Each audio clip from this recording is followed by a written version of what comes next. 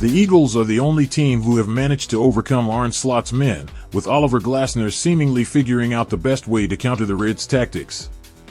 At the moment, the Anfield outfit are still on top of the Premier League table, and with their next game set to come against Galatasaray in the Champions League, it's likely to be another difficult test. Although most players have performed to a high standard this season, one or two haven't quite hit the heights they were at last season.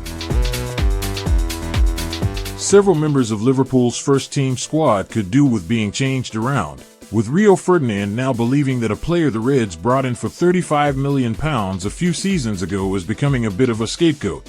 One of Liverpool's players who hasn't been at their best this term is Ibrahima Konaté. The centre-back has arguably been the Reds' worst defender, but with Giovanni Leone now injured and Joe Gomez still unreliable, the Frenchman is managing to keep his place in Slot's starting 11.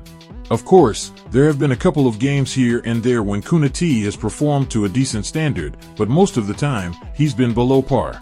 However, while speaking on his podcast, Ferdinand believes that he's played well and is only getting as much stick from Liverpool fans due to his recent links with Real Madrid.